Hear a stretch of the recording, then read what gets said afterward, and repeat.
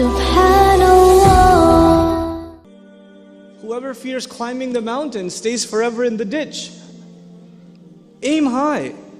And so in these few minutes, I just want to talk to you practically about just a couple of groundwork, some basic foundational things that will help you aim high, inshallah ta'ala, and help myself aim high. As far as our religious maturity is concerned, every one of us should see ourselves next year, from this Ramadan to next Ramadan, or what Ramadan's already over, so this December to next December, this winter to next winter, how am I going to be a better Muslim?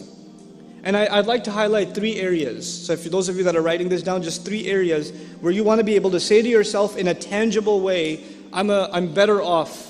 I've made some progress in 3 areas at least. The first of those areas is worship. The first concern is worship. Has my Fajr improved? Am I making Isha and Fajr at least on time perfectly? The guys, am I waking up for Fajr and making it to the masjid? Make it a goal. Maybe you're not doing it every day, but set a goal that you're going to accomplish that this year. More and more and more, you're going to be able to get it. I'm going to go to sleep earlier. Oh my God, youth, you can't accomplish anything in life if you don't go to sleep early. I'm telling you, those deep conversations you have over hookah at night? Yeah, that's not reviving the ummah. Let me just tell you now. That was deep, bros. Good talk, good talk. Then you wake up at 10 a.m. to pray Fajr. The ummah sure going to revive through that. There's some deep discussions last night over some shawarma and some hookah. Go to sleep on time. Go to sleep on time. Wake up early. Get your Fajr right. Get your Qur'an in the morning. Inna Qur'an al-Fajri kana mashhudan. Get your Qur'an in order. We talk about changing the world. We can't even change our day yet. We can't even change our day yet. When you change your day, then you can change your year. That means you can change your life. My mornings have to become more productive in terms of worship. In terms of worship. Part of worship I would include, especially those of you that are people of vision, your vision will come, your inspiration will come with the Qur'an. And the Qur'an has to be in your heart. You have to have a project of memorizing as much Qur'an as you can. As little at a time as possible. If you can handle more, take on more. But every day, Fajr and a little bit of memorization, a little bit of recitation, and that's what starts your day. And I can guarantee you, if you do that in your life, even if you do that this week once, if you do it once, you will notice the difference the rest of the day. You will notice that day has more barakah in it, you're getting more accomplished, the doors around you are opening, opportunities are coming, your mind is clearer, creative ideas are coming to you. You'll see Allah brings those blessings to you, opens those doors that are otherwise closed. And how am I going to grow in my knowledge this year? And by the way, I separate knowledge from worship. I separate the two. Because some people focus so much on knowledge and their worship is terrible. They don't worship. They think their knowledge is compensating them for it. So they're studying lots of tafsir and they know a lot of tajweed, but they don't even pay attention in salat. I mean, what are you doing? What's that knowledge for? I'm mentioning these things in priority. First thing was worship. The second thing is knowledge. And I don't mean become a alim and get a degree in Sharia. Those of you that want to do that, congratulations. I'm talking to everybody here. Not everybody here is going to be a mufti or a alim or whatever. But you have to be educated Muslims. You have to be, there needs to be some minimal level of education in your Islam. And my recommendation for you for that is that by the end of the year, the coming year, you've studied at least a couple of things. You've studied the seerah, the life of the Prophet ﷺ, once. And you should do it every year once. And actually you should read a different source on the seerah every year for the next few years and really study it. At the same time, you have to make substantial gains. In that same year, you have to make substantial gains in your Qur'an. I'm still in the area of knowledge. First area was worship, second area is knowledge, right? In this knowledge, you have to make some substantial gains in your Qur'an, which, let's just say you decided this year you're going to try to memorize, I don't know, Surah Al-Kahf, let's just say. So you set a goal. For this year, I'm going to memorize Surah Al-Kahf. That means I'm going to memorize it, I'm going to study its tafsir, I'm going to read it in translation, I'm going to try to understand every word in its vocabulary. If there's a lecture series on Surah Al-Kahf, if there's a tafsir available on Surah Al-Kahf, if there's an article and paper on Surah Al-Kahf, I'm going to take it and I'm going to consume it. This is knowledge.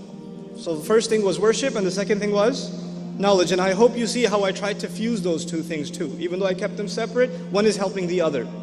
So if your knowledge is not helping your worship, I don't know if it's real knowledge. I don't know if that's real knowledge in terms of deen. In terms of deen. Then there's the third area, and that is service. There's service. And that's where you have to figure out, you have to set some time, whether it's once a week, whether it's on the weekends. You don't need the screen anyway. If it was on the weekends, whether it's, once in a month, but you have to do some kind of service, meaning help people. Those of you that have parents that have teenage children, if you can encourage that sort of activity and even take part in it with your teenage kids, it's actually most important in teenage years to engage in the activity of helping other people. That's part of what builds maturity. Because the teenage years are when our youth in general, not just Muslim youth in general are the most self-absorbed. They're really just, their world is themselves and how they look and their friends and their Facebook status or how many friends they have or whatever. That stuff becomes really important to them at that age. They become very petty. And if you can pull them out of that mindset at that age and make them care about things beyond themselves, helping other people, seeing what suffering looks like and helping with that, Like recently, for example, with the disaster of the storm that hit and all those people in New Jersey and New York and all of this is not too far from you guys. If you did a weekend trip every weekend with the Red Cross or anybody else, and you went and just helped out people whose homes are destroyed or there's a tree in their driveway or something, and just went and helped and came back. If you just did that, I'm telling you, it will bring you closer to Allah like nothing else. You do these three things and you've at least met the foundational goals to do great things in life. This is not your goal. These are the things you've met so you can actually achieve goals. Now let's talk about your goals. Those things, do them when you're a teen. Do stuff when you're a teen. If you have an idea, run it by people that are successful in business or in entrepreneurship. Discuss your idea with them, refine it, see how you can get started. And you don't always think you need to have big investment capital to start something. All you need is a good idea and work ethic, and you can start something. And you can be huge. You can be huge. That's what the Ummah needs. The Ummah needs creative entrepreneurs. The few entrepreneurs that we have are driving, they're actually shaping the direction of the community. Alhamdulillah, thumma alhamdulillah, we have enough doctors. We have enough programmers. Don't be a programmer to work at a company. Start your own firm, make the next most amazing, most downloaded app. You should do that. That's what you guys should be. And when we do that, I tell Muslims to do this. You know why? Because we have to understand the new language of power in the world is economics. We have to understand that. Right now we're struggling to even pay for our masajid in America. We are some of the most well-off Muslims in the planet. And we have a hard time paying off. We don't even have an economically sustainable model for our own masajid, our own schools. That's because we haven't thought big enough. We have to learn to start thinking big. And we have to develop a work ethic for it. But the barakah, the blessings in that creative work will come when the foundation I talked about is already there.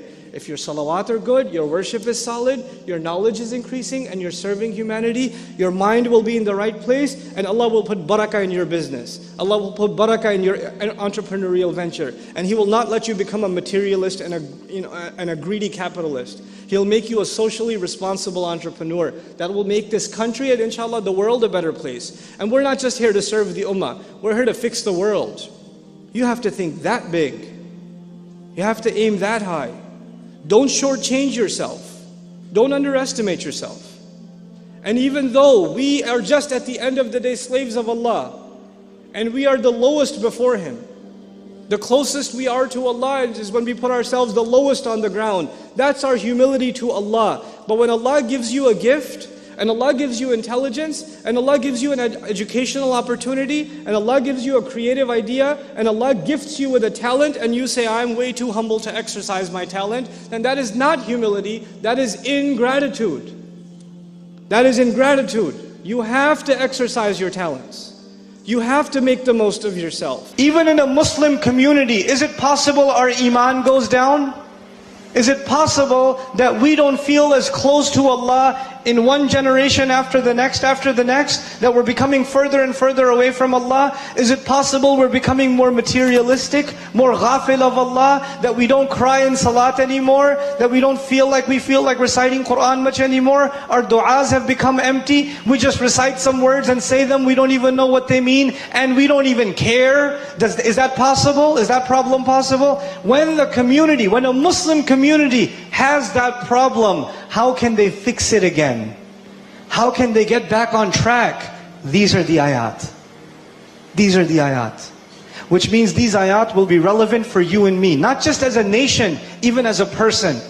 Forget about the entire country. Forget about the entire ummah. Just think about yourself. Aren't there days where you have become so far from Allah that you need to get back and you don't even know how? Where do you begin? I feel so distant from Allah subhanahu wa ta'ala. It's been so long since I cried in a salah. It's been so long since I felt a connection with Him. How do I feel that connection? So many people ask that question.